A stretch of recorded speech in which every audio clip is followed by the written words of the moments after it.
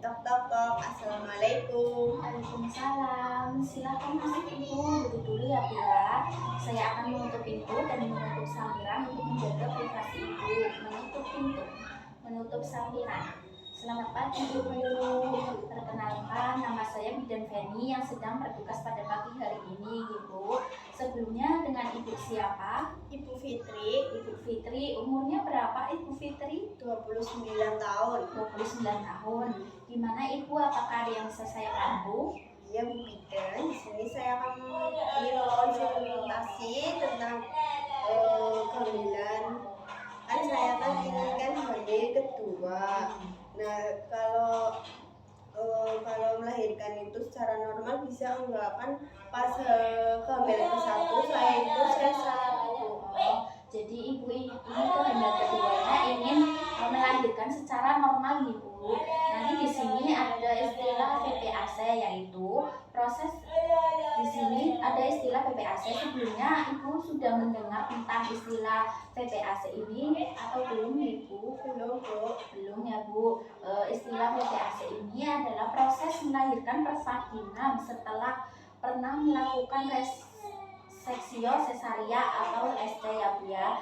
Nanti di sini saya akan menjelaskan tentang pengertiannya, kemudian ada kontraindikasi dan yang diperbolehkan melakukan melahirkan secara normal ya Bu. Nanti di sini saya akan menjelaskan dengan lembar balik, panduan lembar balik. Nanti Ibu ini bisa sambil dilihat ya Bu ya, sambil saya menjelaskan biar Ibu ini lebih paham. Yang pertama di sini ada pengertian dari VPAC, yaitu proses melahirkan per vagina setelah pernah melakukan seksio sesaria atau sesar ya Bu ya. Lalu kemudian di sini juga ada keuntungan dari VPAC Bu. Yang pertama yaitu mortalitas maternal lebih rendah. Yang kedua, proses pemulihan lebih cepat. Yang ketiga, menurunkan resiko komplikasi operasi. Yang keempat, menurunkan resiko dampak buruk kehamilan berikutnya. Yang kelima, berkurangnya malposisi serta malforasi plasenta pada kehamilan berikutnya, rendahnya tingkat kejadian trombosis vena, dan meningkatkan bonding ibu dan anak ya Bu.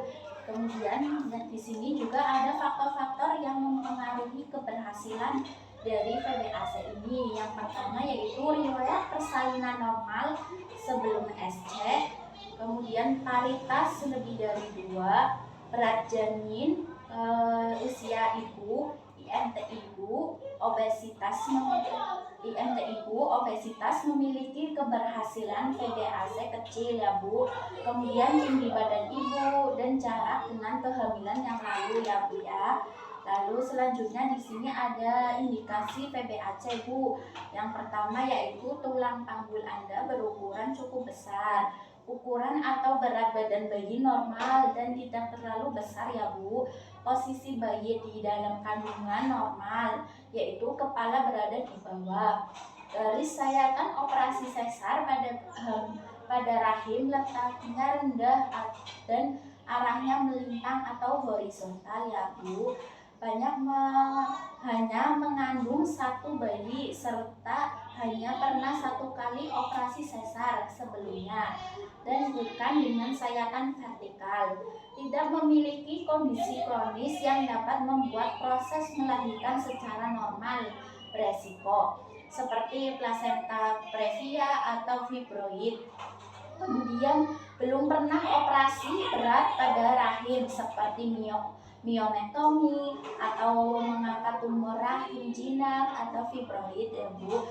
Kemudian belum pernah mengalami rahim robek dan kehamilan sebelumnya.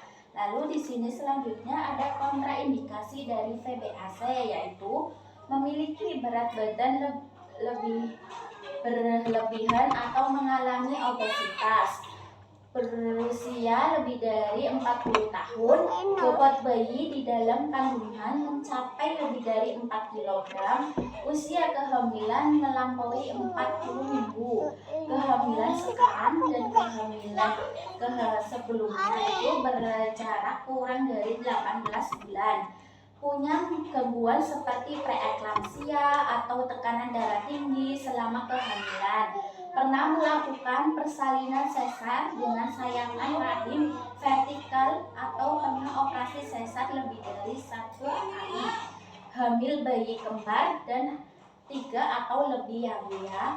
Kemudian selanjutnya di sini juga ada kontraindikasi relatif PBAC, yaitu perut uteri multipel seperti riwayat SC 2 kali, faktor lain yang berhubungan dengan resiko ruptur uteri lebih dari 1% ya Bu ya.